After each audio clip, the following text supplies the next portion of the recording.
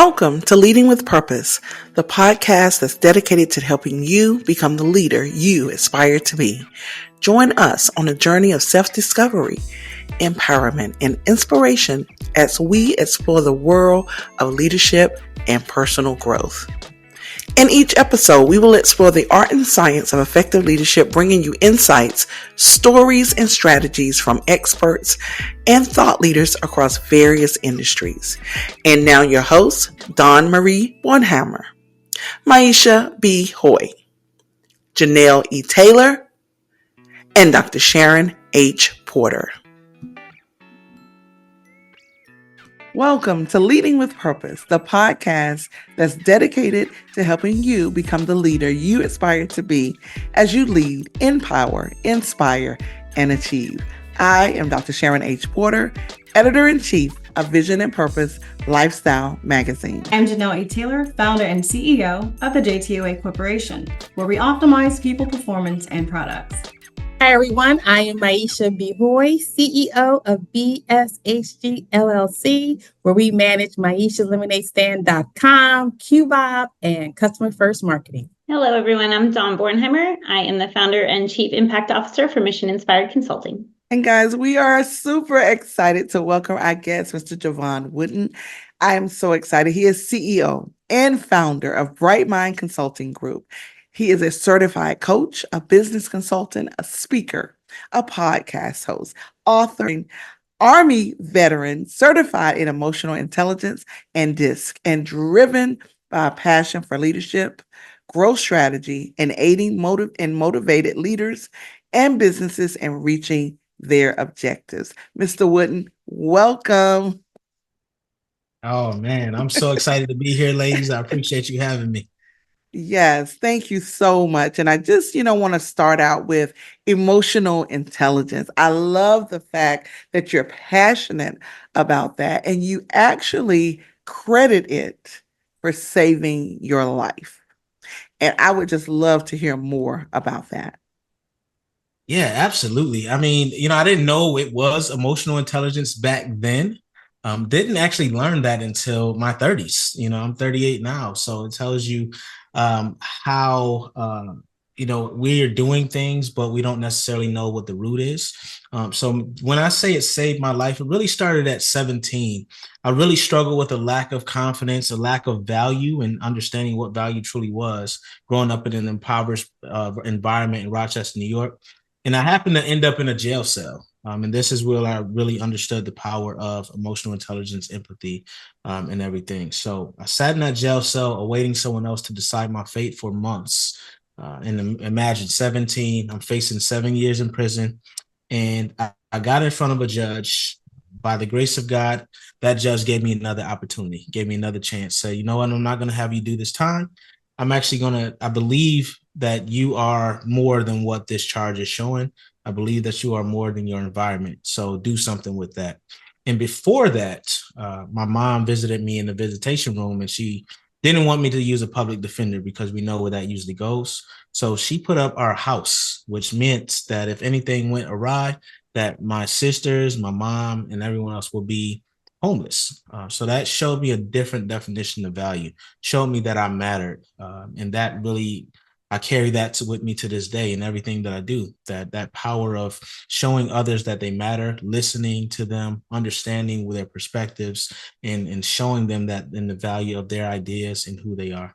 That is an incredible background and a way to connect emotional intelligence. As you said, you were not aware that was actually what it was. And I'm sure that helped even guide you as a coach now. Today. Absolutely. So, and I can really understand even how that journey, and that judge giving you that second chance, at life. Absolutely. So I'm very grateful to hear that and would love to learn more. So that's very intriguing to me. Thank you so much. Yeah, my pleasure. A little bit more on that is, I joined the military at 22. And that journey really started, as I said, 17 was my catalyst for wanting to be better and make an impact on this world in a positive way. And before the military, that little gap there. I was working 2 full-time jobs, just trying to figure it out. And then there was another point where someone who was moonlighting, he was actually an Army recruiter. He happened to be moonlighting at one of the jobs that I was working. He said, you know what? I see something in you. I see brightness, like you're bubbly, like people tend to gravitate towards your personality. I think you'd be great in the military because I see strength. So I was like, you know what, that was Saturday. That Monday I was in the military recruitment station taking that ASVAB test. And the military showed me another aspect of that. Because when you're in a neighborhood and you don't really leave that neighborhood, you only know those who are in a similar situation, right? So the military showed me the power of diverse thinking, inclusive ideas, and that drove innovation, that drove safety. They drove so many different aspects of what I use, not only to coach, but also lead this organization called BrightMind Consulting Group today. I love it. Thank you for that. Jevon Wooden, I want to thank you for your service, sir, to our country. And I also want to congratulate you and just say congratulations to BrightMind Consulting Group on your recognition as an Inc. Magazine B2B Power Partner in 2023. Congratulations. It's really admirable because, many of us, we go to these networking events and we want to master that connection and partnerships. And just what you said, you key in on those opportunities. Where can I find value? Where can I add value? What are the connections that matter? Jevon, can you share with our audience the key components of what you believe build a strong, impactful partnership? And how can leaders ensure that these relationships are mutually beneficial and sustainable? Absolutely. First and foremost, thank you for the congratulations. I really appreciate that, Janelle. When you think about a partnership, oftentimes in today's world, today's society, we're looking to move a little too fast and things become transactional when you move too quickly. So we got to remember that there's a human on the other side of business. So we have to look to establish a relationship. People aren't just doing business with anyone today. They need to know that your values align. So you need to get to know that. You need to come with a certain mindset. Look for what issues you're actually solving. Right. So because when a partnership is happening, it needs to be mutually beneficial. So the first thing I do when I want to partner with an organization, like right now, I'm working with Verizon on their small business digital ready initiative. I didn't just come to them and say, hey, look, I want to partner. Right. I'm a coach. I do this. I do this. No, I said, you know what issue are they looking to solve and where can I fit in? How can I, instead of reaching my hand out to ask for something, how can I reach out to give? And that's really where partnerships are very beneficial. And you establish long-term relationships when you do 3 things. You communicate, you find ways to collaborate, and then you find ways to convey, right? So you have to communicate with them constantly, establishing that relationship, making sure that you're not just dropping off and then coming back when you're asking for something. You have to collaborate, making sure that what you're doing is mutually beneficial, finding ways to boost one another. And then you convey the message, right? How does their message align with your message? And then how you can combine that to be a force multiplier and amplify one another. Wow. The key sounds like it's a common denominator of that servant leadership. How can I show up and show out, be intentional and purposeful? This is why I love this podcast, because every time we come to that conclusion, being intentional. I love the 3 nuggets that you provided our audience tonight, Jevon. Thank you so much. Thank you, Janelle. All right, Jevon, thank you for your service. I think we're all going to say that. I mean, that's just something admirable about people who give up their potential lives for the country. Also want to say, go Eagles, because I'm a Philadelphia girl. Thank you, Maisha. Fly, Eagles, fly. Fly, Eagles, fly. So I'm always curious about when your leadership journey started, the moment that you realized that you were someone that people would follow. You know what? I actually look back initially when I started this work, I looked at leadership like most of us do as a title or role. But then I looked back on my life and I said, you know what? I've been a leader this whole time. I just did not know that I was a leader, because a leader, John Maxwell said it best, is influence, right? And when you're a leader, you look to develop other leaders. So I didn't realize it till the military, till they gave me the role of non-commissioned officer and said, hey, you're in charge of making sure you develop these other soldiers. But before that, I had my friends, right? I had my family. I had others who looked at what I was doing, who said, and I was in charge of making sure that I was a great representation for them. So we also, all of us who are listening and into this podcast, have to realize that someone is watching. You are influencing someone in some way. And it doesn't matter what your title is right now, doesn't matter what role you're put into place, you're leading. So you have to make sure that you act in that manner. So what I want to tell people when it comes to leadership is think about the consequences of that action, right? Because it's a domino impact. So if we do something today, our future self, one, is impacted by that, but also there's other people who that decision can impact in what ways. So you have to look at, is this the impact I want to make when I make this, when I cause this ripple effect, so to speak? I always wish my son was listening. I would have to send him these YouTube or our podcast afterwards, because as a mom, every decision that I make impacted him in some kind of way. So I get what you're saying, and I won't say that I wasn't a leader before, but when I became a mother, it kicked in how much we had to lead. Absolutely. I appreciate your answer. And salute to all mothers, by the way, because mothers have such an important role in this world. And there's no way that we can give you the recognition that you deserve. I agree. So you touched on communication a little bit earlier, and I actually caught one of your podcast episodes with a friend of mine, Brendan, the founder of Master Talk. And so I would love for you to just share a little bit about expanding your thoughts around the importance of communication in leadership and in life in general.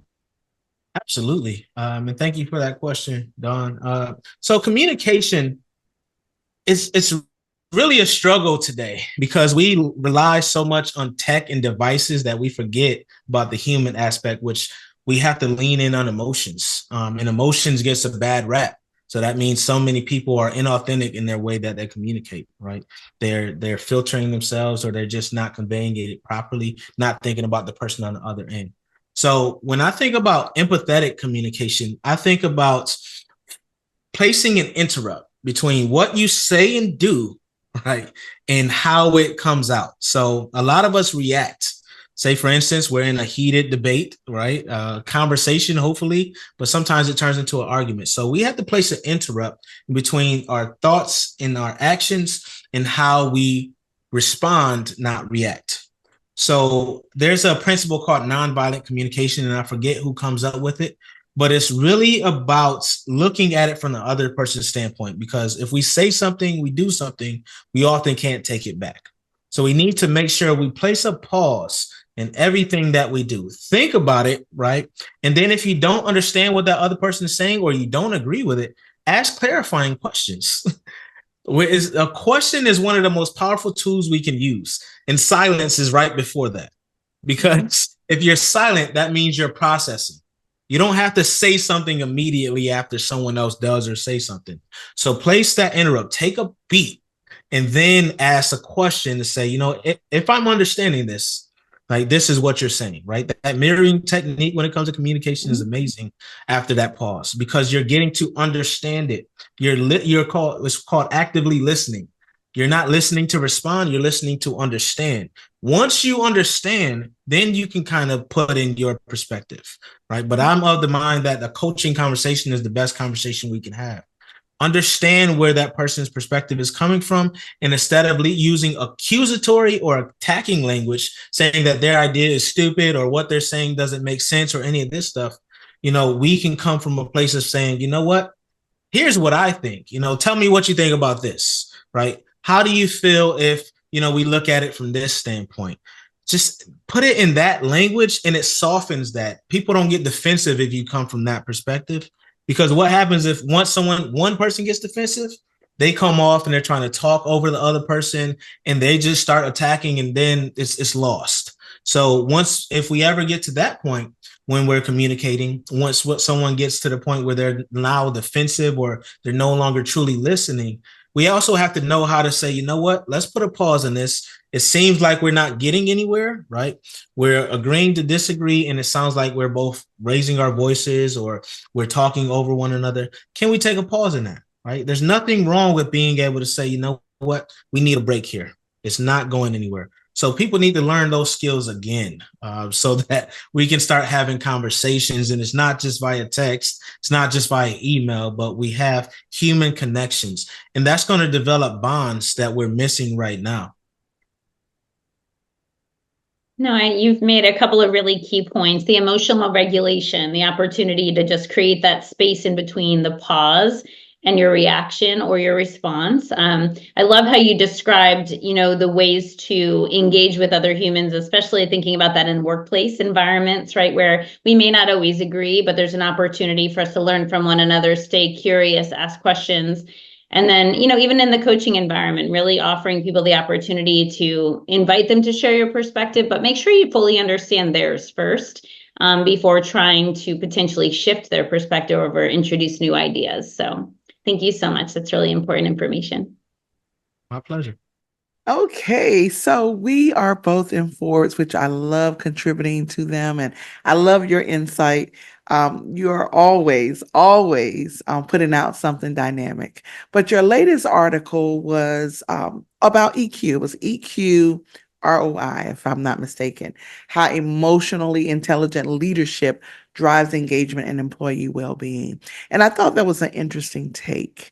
Can you talk just a little bit about the takeaways from that? Because I think when you're talking about driving engagement and employee well-being, because we hear self-care, right? And we think about how our employees are taking care of themselves, because that means that they're more productive in the workplace. And engagement, productivity will increase engagement as well. So can you talk about the takeaways from that article? Yeah, absolutely. And thank you for bringing that up, Dr. Porter. So when I wrote that article, one of the lenses I was looking at is the fact that the viewpoint of both sides is incomplete. So from the leadership perspective, it's incomplete. And from the bottom up perspective, it's incomplete. So what would it look like if we started looking at it from one another's standpoint? So the leaders, we know that they have to look at those KPIs, right? They have to look at the bottom line lens. That's really what drives business. That's what they think is success. But what if the results over people mindset and perspective was wrong, because pretty much the people are driving those results? So that's why I wrote this article. So I wanted to say, if we took care of our people, if we actually listened to what they were asking for, we looked at the benefit standpoint, right? Benefits right now, companies are throwing benefits that are being unused because they're not getting feedback. They're not understanding what really matters to the people that are in their organizations and driving those results. So you have that one. And then two, you have it where people don't understand a complete picture of why their work matters. And one of the things that people ask for is meaningful work. So when you think about emotional intelligence, it's really about understanding self. And then you have the relational standpoint. So I put it all together and say, you know what? What if we just had the common relationship where we're listening to one another? Yes, the leadership has this result that they're looking to drive, but they're telling their people, they're transparent, they're providing great communication of how someone's goals aligns with the greater goals of the organization, and then saying, hey, yes, you might be a janitor, but you're not just mopping a floor. You're actually providing the sanitization and safety of these employees that come in this building every day. HR, yes, you are managing the employee life cycle, but you're actually in charge of architecting the workplace culture that ensures everyone that walks to this place knows that they matter and that they feel that way from the time they are hired to the time they decide to leave or retire. That's what that article was really about. Thank you. And I guess that speaks to what you call compassionate leadership as well. Mm-hmm. That seems like that would be a part of that as well. Absolutely. So empathetic leadership, right? Empathy, if it's really the driving force behind every issue we're talking about today. So whether it be employee engagement, DEI, initiatives, all these things, we can't move forward on any of that if we can't feel and understand what someone else is going through, and if we can't regulate our own emotions and understand our processes. because it takes both of those. It's a concerted effort on intentionality. It's really what's happening there. So what happens within an organization, within leadership specifically, is we say we're very reactive. We see a problem, we say, okay, this is coming about. Oh man, we got to hurry up and do this thing, instead of going ahead and, like I said, taking a beat and saying, you know what? We don't have all the answers up here because we don't see the whole picture. Let's lean on those frontline leaders, and then let's get some people to represent those who are doing the work day in and day out. That's what the power of empathetic leadership is, that I love to convey to people, because people often think it's soft. They think that empathy means that they're weak, that they're going to get walked all over, that no one's going to respect them, when it's actually the exact opposite. And one thing I like to tell leaders is vulnerability is actually strength. Yeah. Sometimes we hear that word and we think it's the exact opposite. So we have to look at vulnerability as a way to get the help we need, get the support we need, and create the programs we need, and be proactive. Just like we need to be proactive with our health, mentally, emotionally, physically, and spiritually. As leaders, we need to be proactive with the health of our organization and our culture. Absolutely. Thank you. My goodness, Jevon, and who doesn't need a little bit more of softness in their day-to-day? As a woman who wears a hard hat, I'm in the construction and logistics industry, bunch of warehouse. I am a civilian that I support military.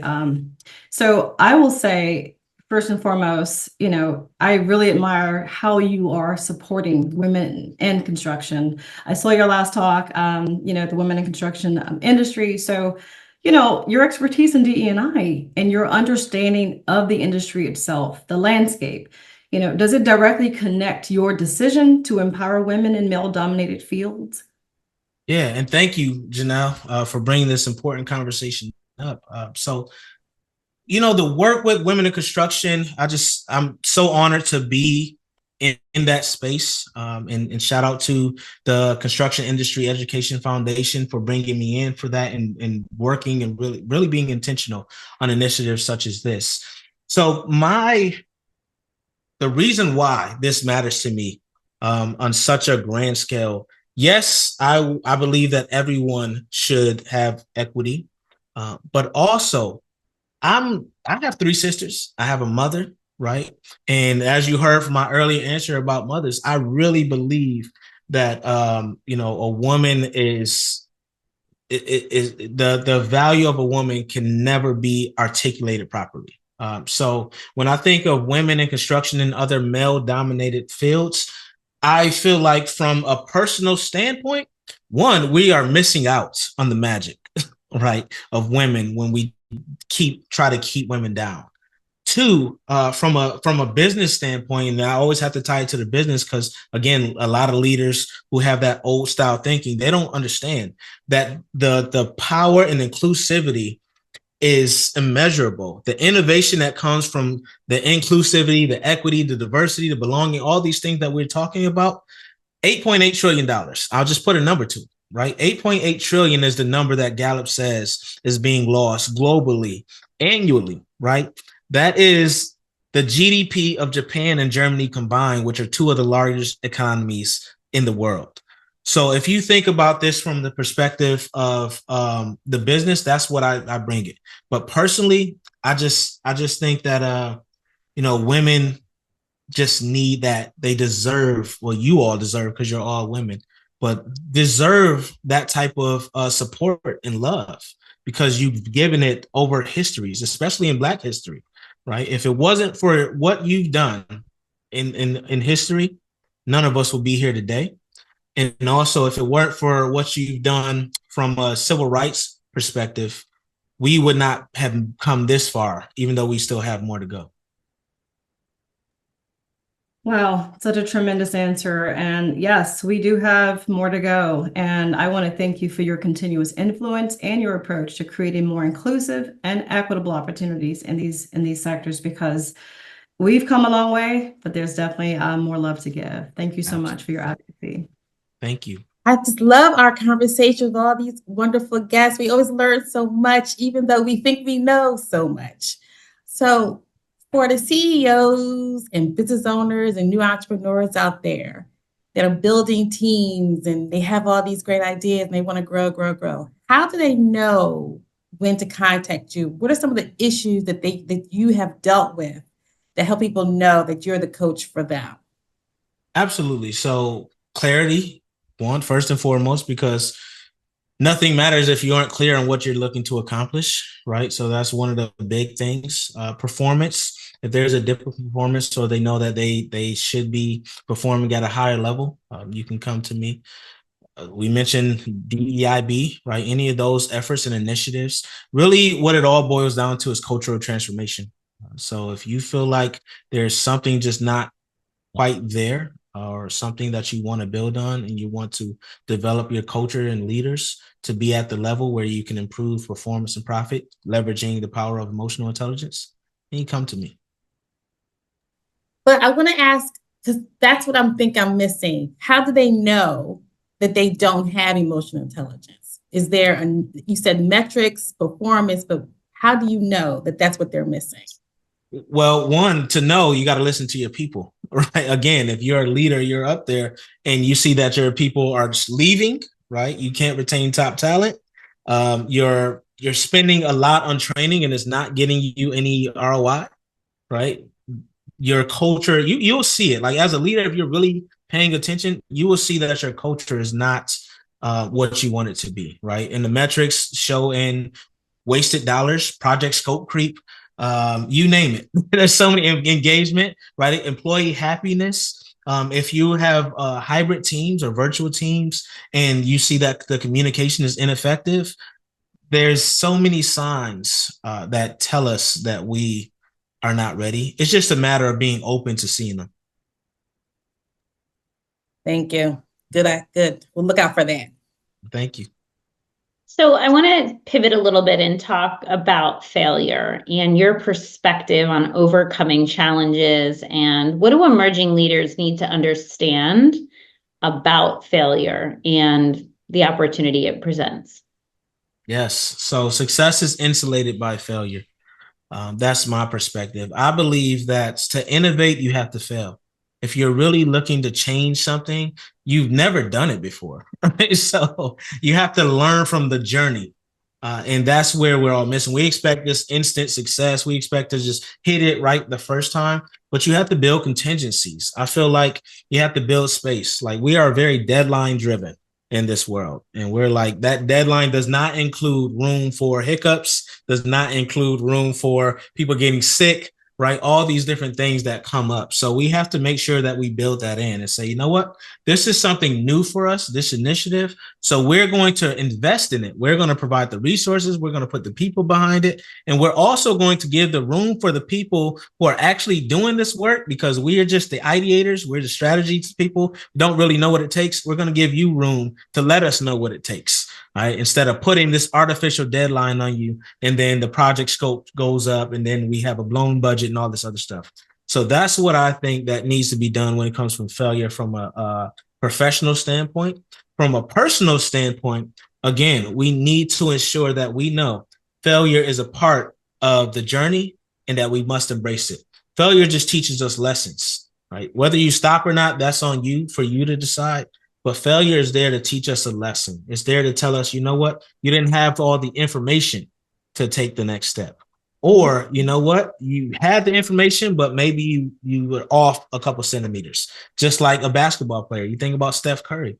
He's failed more than he succeeded if you think about how many shots he's made. He's at about 38% in his life. 38% is considered the greatest shooter of all time. If we had that perspective in life, then we would accomplish so much more because we would actually go for it. You know, I love that because it leaves space for the magic, as you said earlier, right? This opportunity to acknowledge that we're going to continue to learn and gather more information. And I love that you're talking about listening so deeply to the people who are doing the work every day, which ties back to your response to Maisha about culture. If people recognize that there's something not quite right, but they can't put their finger on what it is, it could be them, but it could be a lot of other things. Absolutely. And so just being willing to say, I recognize that there is something that we need to work on here, and then being willing to start somewhere and ideate along the way and continue to evolve and grow earns a lot of respect across a given business and a team. So I really appreciate that response. Yeah, I thank have you. one And I'm more. glad you said it could be them. Yeah. Oh, Because okay. that's the thing. But that's why you need some people around you to hold you accountable as well. Right. Mhm. This principle of extreme ownership that Jocko Willink has made famous. Being able to say, you know what, I have some blind spots. Right. I don't know what I don't know, especially when it comes to myself. That's the beauty of emotional intelligence as well, is knowing when you don't know everything. There's something called the Johari window. Right. And there's the blind spots in that bottom right quadrant that a lot of us you have no idea that it's there. And the people that are around you every day may not see it. But if you bring in that external force, they may be like, you know what, this is what it is. And the part of this is you. Yeah, and there's power in asking for that level and layer of support and recognizing you don't have it all figured out. So I appreciate that. I do have one more question for you while I have you, and it's in relation to your book that's on pre-order that is on the horizon. 5 Why framework, I believe, is in the title. Yes. I'd love to hear a little bit more about that and help people know that that book might be for them if they can pick up a copy. Yeah, well, thank you so much for even mentioning that, Dawn. You all have definitely done your homework, so thank you for that. So that book was really, it's a product of everything we're talking about today. This concept of emotionally intelligent leadership, right? Which on a lower scale and a more pointed scale, the empathetic leadership. And it's about how you leverage that to know what the next step is in your business. So it could be, for instance, maybe you're not generating as much revenue as you once did, because we're in an interesting time. We're in a time where inflation has damaged a lot of businesses. There's layoffs going on everywhere and all these other external forces. But what this business does is it looks at it from a perspective of inside out. Right? Because internally, what can we do? We need to focus on the controllables, and the 5 whys takes you through that action step. So the first why is your yardstick. You know, what is the thing? Why does this thing matter for you? Why does this result matter? And then how do you properly measure success? Because like I said, many leaders know the few key points, right? They know the metric, they know the bottom line, they know to look at a P&L. They have employees as a cost center, which is horrible, right? Because employees aren't just dragging your business down, they're assets, right? They're the reason why you have a business. So that's the first why. Then you have the yield. What levers can you look at to make sure you attach and hit this goal? So it's actionable strategies, it's initiatives that you can take, etc. And then you have the YAR. How do you make success easy, right? Easier, because success isn't easy. So what can you do to make success easier? Do you need to get more resources? Is there products that you want to do, but you don't need to do right away? So there's a framework called 3DA success formula within that. Delegate what you need to do, but you don't necessarily need to do. You delete what sounds great, but does not fit into the greater goal of the organization. You delay what is necessary, what is a product that fits into that greater initiative, but doesn't need to be done right away. And then you automate the tasks that are daily, mundane, or whatever you can automate that does not require, this is a key, does not require the human component, right? So that's the YAR. And then the fourth one is yoga, right? When you think of a yogi, you think of strength, you think of sustainability, they're able to hold that position for a long time, and flexibility. So that's how you want your business as well, and your leadership. You want to make sure that you can deal with the adversity and it doesn't break you down, right? You want to make sure that you're sustainable in adversity, which we're seeing a lot of businesses, whether big or small, we're not ready for all the changes that have come COVID on. So you want to build that within your business. And then the fifth why is yearn. How do you get your people and your clients to evangelize how amazing you are? Right. And this is one of the key points, because this is one of the ways you asked earlier, how do you know? If you don't have people evangelizing you and you have horrible Google reviews, no one's talking about what you're doing, then you know you're in trouble, right? So get them to evangelize, empower your employees to share their stories, empower them to speak highly of you, create referral systems, create feedback programs, etc. So that's it in a nutshell, what we cover in that book. I love that it's in a framework. I love the different components. I look forward to reading it. So thank you so much for sharing. Thank you, Dawn. So I can see that leadership and inspiration is in your blood. I also happen to catch a couple of your podcasts, Design Your Life and Business, and it sounds like the 5 whys will fit right into that message. But since we love interviewing guests, and we know you interview guests, give us what you get out of talking to all those leaders and business owners and entrepreneurs at the top of their game. Perspective. Like you said earlier, we feel like we know a lot, but you don't know everything. So I get different perspectives and people from all walks of life. And it's just amazing to listen to them. And there are some common themes that have been stated over all of those episodes. So one theme is collaboration. The second theme that I hear all the time is wellness, right? Taking care of yourself. Because if you don't, you won't be around for long to grow the business that you're looking to grow. And then the third thing is humility, right? Making sure that you maintain that humility so you're not burning, the bridges with people who really were supporting you and there for you. But because you got such a big head, you have, completely alienated them. So those are 3 themes that I feel like are always reiterated amongst my podcast guests. Again, perspective is what I get. That's awesome. I started off in the employee engagement career when I first started in marketing in Maryland. So this conversation has been so great for me to go back to my roots and hear how much employees are valued. Appreciate you. Oh, thank you. Wow, wow, wow. What an amazing opportunity tonight for us to hear your perspectives, to hear your insight. We definitely want to thank you for taking the time out to be our guest on Leading with Purpose. And we would love for you to share with our audience your information, how they can contact you, how can they follow you, and learn about all the amazing things that you're doing. Yeah, first, this was a great interview. I really appreciate you all. It's very fun. So thanks for having me. Thanks for creating this space and this platform.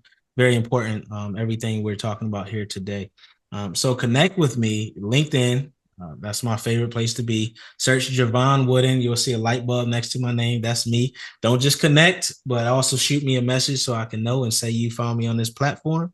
I would greatly appreciate that. Or you can go to my website, jevonwooden.com, and just hit me up. Shoot me a message through the contact form and email. I love it. I love it. We have been graced with Mr. Jevon Wooden's presence. And so we want to thank him again and thank you, our wonderful audience. Thank you for joining us again on another episode of Leading with Purpose. Again, I am Dr. Sharon H. Porter. I am Maisha B. Hoy. I'm Janelle E. Taylor. And I'm Dawn Marie Bornheimer. As you navigate your leadership journey, remember that leading with purpose is not just a philosophy, but it is a commitment to making a positive impact. If you enjoyed today's episode, please share it with your network. And don't forget to subscribe so you will never miss an opportunity to explore the intersection of leadership and purpose. Remember, continue to lead, empower, inspire, and achieve. And until next time, lead with passion, lead with a positive intention, and by all means, continue to lead with purpose. Thank you for joining the Leading with Purpose podcast. Please join us every Monday for a new episode.